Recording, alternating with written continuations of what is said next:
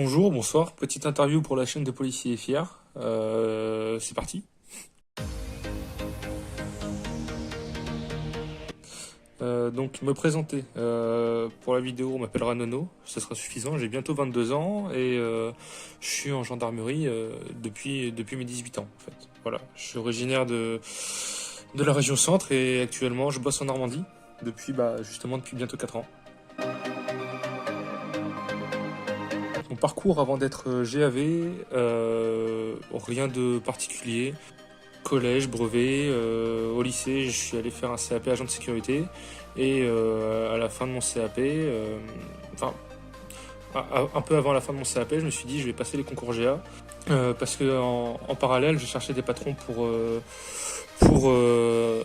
continuer sur le brevet pro agent de sécurité et j'ai rien trouvé. Je me suis dit que de toute manière, j'avais pas besoin de plus pour entrer dans la gendarmerie. Donc au final, j'ai décidé de passer les concours et puis je suis rentré en gendarmerie. Alors, pourquoi je suis devenu GAV déjà dû à un vécu un peu particulier, c'était pas comme une obligation de le faire, mais un devoir. Je pouvais pas faire autre chose. Après, bien entendu, le besoin de servir l'État, de servir la nation, de se rendre utile, se sentir utile, c'est quelque chose de très satisfaisant. Même si c'est pas perçu de la même manière par tout le monde, bien entendu. Hein. Tous les gens ne trouvent pas les forces de l'ordre très utiles, mais bon, c'est comme ça.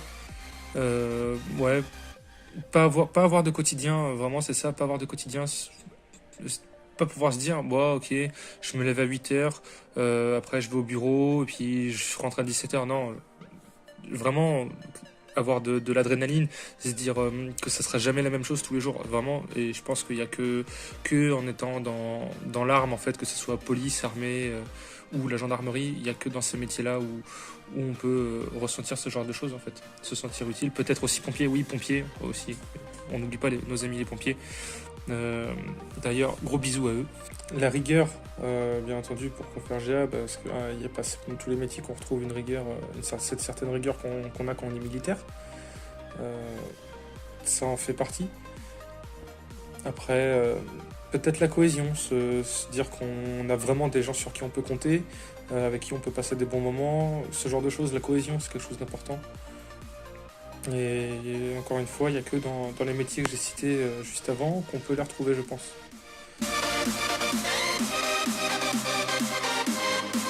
Donc ensuite, parler de la formation de gendarme adjoint. Alors moi, j'ai fait partie de ceux qui ont fait 2 mois. J'ai fait 9 semaines, moi. Ceux avant moi ont fait 13. Maintenant, ceux d'après en font 5. Ils sont passés à 7, puis là, maintenant à 5 pour des raisons sanitaires. Déjà que 9 semaines, c'était pas assez. 13, c'est un peu trop limite. On va pas parler des 7 et des 5 semaines, quoi. Ensuite, la formation en elle-même, faut se dire déjà que il y en a beaucoup qui sautent, des gens qui passent les tests médicaux juste après les sélections, et une fois en école, ils dégagent tout simplement parce que le médecin de l'école a estimé que ces personnes-là n'étaient pas compatibles au métier de gendarme. Bon, c'est un peu dommage parce que certains, c'est des maladies qu'ils ont pu avoir il y a très longtemps et maintenant ils sont en pleine forme. Les mecs sont profs de sport, ils font 2 mètres de haut pour 2 mètres de large, mais que du muscle. Enfin voilà quoi. C'est un peu à l'arrache. Donc ensuite il y a les premières semaines, les 2 premières semaines on va voir large. C'est tout ce qui est paperasse, etc., le médical et tout. La perception du pactage, apprendre à marcher en ordre serré, donc on va appeler ça l'OS, apprendre le chant compagnie. Ensuite, on va commencer à aborder doucement les premiers cours théoriques sur l'armement, sur tout ce qui est police-route, judiciaire, intervention dans son ensemble au final. Et tout ça, en fait, ça va se perfectionner tout au long de la formation. En fait, on va aller un peu plus loin, approfondir les connaissances qu'on continuera à approfondir au fur et à mesure aussi du temps qu'on passera dans son unité. Parce qu'il y a la formation initiale, l'école, et la formation continue une fois qu'on est en unité. On se forme en permanence. Donc après, voilà. On va passer aussi au stand de tir. On va valider ce qu'on appelle nos CAPT. C'est les diplômes qui attestent qu'on est capable de porter une arme, que ce soit le PSA SIG Pro, l'HK UMP9, le taser, le bâton télescopique. Tout ça, on a des diplômes qui attestent que... Enfin, des diplômes, non. C'est des attestations qu'on doit avoir. Voilà. On peut les louper et ça peut... Enfin, sauf le PSA, bien entendu, on ne doit pas le louper. L'arme de poing, c'est le minimum à avoir pour être affecté en unité. Si on n'a pas le PSA SIG Pro, il n'y a pas de gendarmerie. Voilà. Au moins, c'est clair. Donc, on apprend à tirer. On apprend entre guillemets à se battre parce que pour ma part c'est pas avec ce qu'on apprend, ce qu'on voit en école et ce qu'on voit en gendarmerie en général, à part en unité spécialisée qu'on va pouvoir savoir se défendre sur le terrain.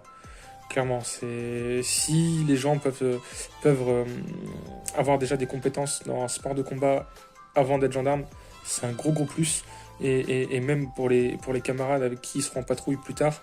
Ils se diront ok, je suis avec un mec, il sait comment ça marche, il sait combattre. Déjà, c'est une sûreté supplémentaire. C'est cool, c'est cool. C'est toujours bon d'avoir quelqu'un qui combat avec soi. Donc après, on va aussi apprendre tout ce qui est déontologie, vraiment des connaissances approfondies au niveau des textes. Par exemple, le 435-1 du CSI qui est sorti, si je dis pas de bêtises, le 27 avril 2017. Je m'en souviens parce que c'est le jour où j'ai incorporé mon école. Donc, qui régit l'usage des armes pour les forces de l'ordre. Et ça a été suite aux attentats qu'on a pu avoir. On va vraiment après apprendre... on va s'orienter un peu plus vers le judiciaire. Plus le temps passe, plus on va aussi s'orienter vers le judiciaire un petit peu. Faire quelques relevés anthropométriques, si certains ont l'occasion. Faire ce qu'on appelle les paluches, justement. Ça, c'est les empreintes de doigts. Vraiment, après, la formation, pour moi, est trop courte. C'est pas suffisant, mais bon. C'est pas moi qui décide, malheureusement. Et puis, je pense que on aura beau le dire, ça changera pas parce qu'au final, ça fait beaucoup trop de temps qu'on en parle et beaucoup trop de temps que c'est inchangé. Donc pour moi, la formation, c'est vraiment, on voit vraiment le minimum du minimum, quoi. C'est dommage.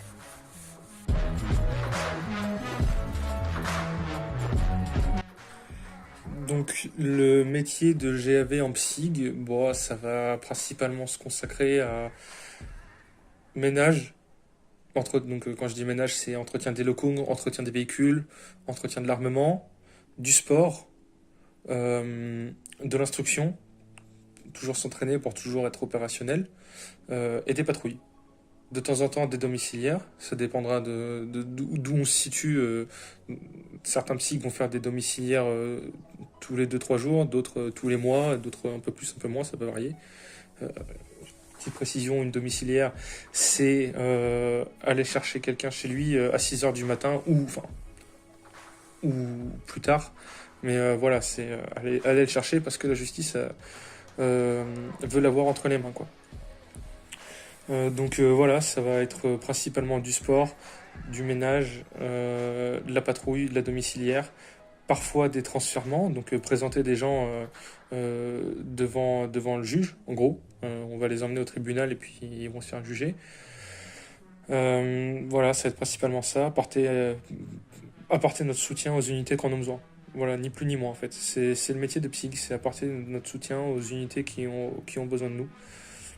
On peut également faire de la police route, naturellement, on est gendarme, donc si on constate une infraction, on doit faire cesser cette infraction. Je parle pour la code de la route, en tout cas, on doit faire cesser cette infraction et verbaliser ou non, ça dépend. Faut être humain, faut pas être bête et méchant et appliqué. Voilà, faut rester humain, c'est très important. C'est ce qui permet aux gens de nous apprécier encore un petit peu.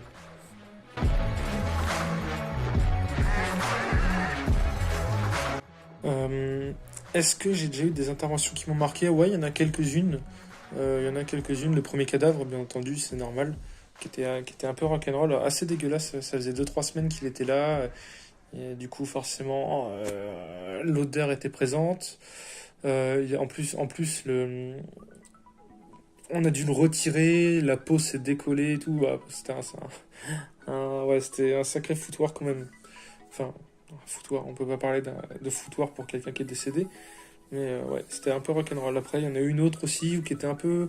Je sais pas, elle était pas si exceptionnelle que ça, mais elle m'a marqué. C'était des mecs qui étaient en train de voler du carburant dans un polo en pleine nuit. Euh, on s'arrête, le partenaire était pas. La voiture était pas encore arrêtée, que je descends, j'étais porteur du HK, donc l'arme d'épaule qui est dotée de dotation, qui est en gendarmerie. Euh, J'étais porteur du HK, je braque les mecs, je braque les gars, et naturellement je leur dis de se mettre au sol, etc. Quoi. Et les mecs ils s'en foutent totalement. Il y en avait un dans la voiture et un qui prenait le carburant. Les mecs s'en foutent totalement. BM série 3 déjà, nous avec notre petit partenaire on va pas faire grand chose. Les mecs remontent, j'étais à peine 10 mètres. Les mecs remontent et repartent et franchement manquent de me percuter, ils m'ont esquivé mais si je bougeais pas je pense qu'ils me percutaient et ils étaient pas dans l'intention de m'écraser, hein, je pense pas. Et on essaie de les suivre et au final on les perd et on les voit revenir. Du coup je sors, enfin on s'arrête, on sort, je prends le stop stick, c'est l'espèce de petite herse rouge et blanche en forme de Toblerone avec des petits clous à l'intérieur. Je jette le stop stick, il croque le stop stick et du coup bah ça s'est pas dégonflé, les pneus se sont pas dégonflés tout de suite et du coup on les a perdus malheureusement. Euh, mais voilà, petite intervention pas si folle que ça, mais qui m'a marqué, je sais pas pourquoi. Je me souviens vraiment de chaque détail des mecs cagoulés, blousons en cuir, enfin ouais, c'est assez étrange. Ou sinon, une intervention aussi qui a duré un petit peu. On a été appelé parce qu'il y avait eu des coups de feu tirés dans le jardin de chez quelqu'un, et nous on était partis du coup en bouclage, on appelle ça le bouclage, de se mettre autour d'une position et faire un bouclage hermétique pour que on puisse avoir un visu sur tout ce qui se passe, un visu à 360 degrés entre guillemets autour de l'objectif. Et on guettait à la jumelle des visions nocturnes et on attendait les directives du procureur, savoir si on allait interpeller ou pas. On n'avait aucune info, c'était très grand, c'était une grande propriété euh, avec très très peu d'endroits où se mettre à couvert si on se faisait tirer dessus. Prendre des protections, là c'était un peu compliqué, on aurait pu se cacher que dans les hautes herbes ou ce genre de choses. Et au final, on a eu le père au téléphone et l'individu dormait, donc on a pu aller le chercher. Voilà, ça s'est très bien passé. Par contre, on a vraiment retrouvé des armes à feu chez lui et tout. Le gars était un ancien militaire et c'était un peu, je m'en souviens parce que ça avait vachement duré dans le temps. On a attendu presque 3 heures, 3 heures à surveiller. Ouais, c'était un peu long. Je m'en souviens de celle-là, c'était un peu long. Ça aurait pu être risqué, ça aurait pu être compliqué. On n'avait pas d'unité compétente à disposition, il pouvait pas venir. Donc du coup là c'était un peu la merde sur ce coup-là. Si vraiment le mec avait décidé de nous tirer dessus, bah là, bon, on était beaucoup, on était équipés, mais quand même, ça reste dangereux. Après, il y en a encore quelques-unes qui m'ont marqué, mais si je commence à toutes les raconter, je pense que j'ai pas fini. Donc je vais passer à la question suivante.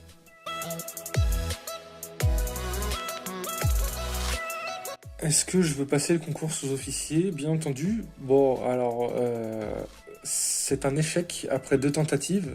Euh, et lors de la deuxième tentative du concours sous-off, je me suis dit qu'en même temps, sait-on jamais, j'allais passer le concours gardien de la paix pour rejoindre les rangs de la police si jamais je réussissais.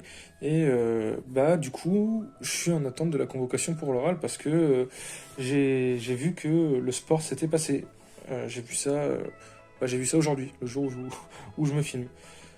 Donc pour l'instant, je suis plus orienté police. Après, je vais quand même parler de mes ambitions au sein de la gendarmerie et du coup aussi au sein de la police.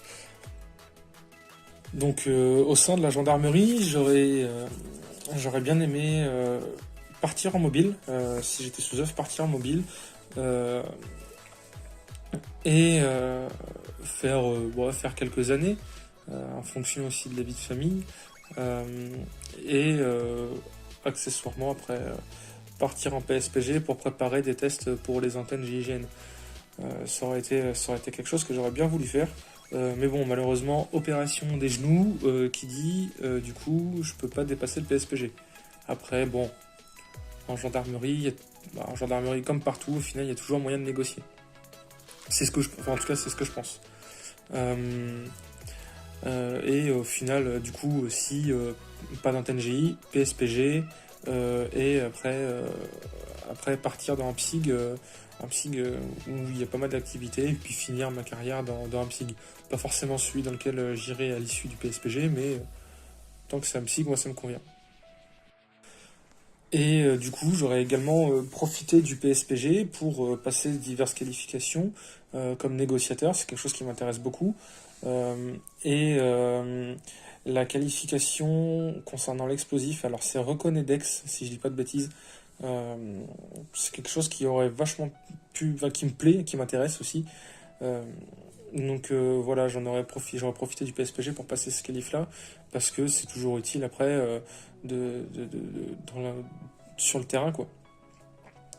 Et également passer les tests AMIP, et si c'est validé, pourquoi pas le MIP.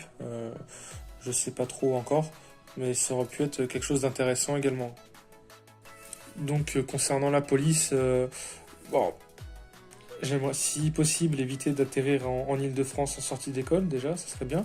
Et après choper un service d'intervention, que ce soit de la police secours ou une compagnie d'intervention ou des CRS. Mais moins il y a de paperasse, mieux je me porte. Voilà. Après, passer la formation FTSI. Si je dis pas de bêtises, c'est formateur aux techniques et à la sûreté en intervention, si je dis pas de bêtises. Comme je suis pas du tout pro-police, du coup, étant donné que je suis en gendarmerie, je vais pas trop me lancer dans ce genre de choses, comme je connais pas trop. Et après, du coup, choper soit une police secours, un service d'intervention ou une CRS. Et après, profiter de tout ça pour faire FTSI. Et après prétendre au test d'une BRI ou pourquoi pas du RAID, tout simplement. Donc après, ça c'est de l'ambition, j'espère que ça va le faire. Mais bon, et je connais pas négociateur aussi toujours. J'imagine qu'il y a négociateur en police. Ça, négociateur, c'est quelque chose qui m'intéresse dans les deux, dans tous les cas. Donc à voir. Mais bon, pour l'instant déjà, je suis plus parti pour aller en police qu'en gendarmerie. Et si je me plais pas en police, j'aurai toujours l'occasion de faire une passerelle pour retourner en gendarmerie après. Donc rien n'est perdu, on va dire. Ce que je pense des critiques vis-à-vis des forces de l'ordre, surtout sur les réseaux sociaux, je vais parler des critiques tout court sur les forces de l'ordre. Je pense qu'il y a un manque d'information un manque d'information en général au niveau de la population. Ils sont vraiment pas assez au courant. Ils nous voient vraiment comme des gens qui sont là pour allumer la population. Alors que c'est pas du tout le cas. Il y a tous les médias qui nous font de la mauvaise pub, entre guillemets. À part enquête d'action, etc. Mais ils montrent vraiment juste ce qui se passe sur le terrain. Ils vont pas nous demander. Ils vont pas vraiment venir un peu plus dans notre intimité, vraiment nous demander pourquoi on a fait ce métier, etc. Enfin, ça reste assez vague. Ils nous montrent juste comment ça se passe. Mais bon, c'est pas ça qui va améliorer notre image. Je pense que vraiment qu'il y a un manque d'information, que en effet certains personnels de la police et de la gendarmerie contribuent pas à améliorer notre image. Certaines bavures, du coup, c'est des montages, donc forcément ça aide pas. D'autres sont vraiment des bavures, et c'est dommage parce que du coup on est là vraiment pour aider les gens, et des gens viennent casser tout ce qu'on fait pour améliorer notre image. faut vraiment, je sais pas, genre, j'ai pas les mots parce qu'il y a des gens qui ont une telle haine alors qu'en soi, eux n'ont rien vécu. Euh, et ils se permettent de suivre le mouvement parce que c'est une mode en fait. J'ai l'impression que les gens suivent la mode en fait. Là en ce moment, la mode c'est d'haïr les forces de l'ordre. Bientôt, je sais pas, ça sera d'haïr, je sais pas, les fabricants de Yoplait, je sais pas. Et j'ai l'impression que c'est des modes en fait. Les gens suivent la mode et là en ce moment, c'est la mode de nous haïr alors que. Oui, certains font de la merde, mais on est beaucoup plus à faire de bonnes choses. Et les bonnes choses ne sont jamais mises en valeur. Et du coup, bah, les gens nous crachent dessus. Et beaucoup font les donneurs de leçons sans savoir de quoi ils parlent. Et c'est un peu. Franchement, j'ai pas les mots parce que ça me déprime. Crachez-nous à la gueule, mais on sera quand même là pour vous aider si vous avez besoin. C'est tout ce que j'ai à dire. Si je devais dire un dernier mot pour la fin, merci à Policiers et Fiers. Et courage à tous les collègues et tous les camarades qui bossent en ce moment parce que c'est pas évident. Allez, bisous, hein.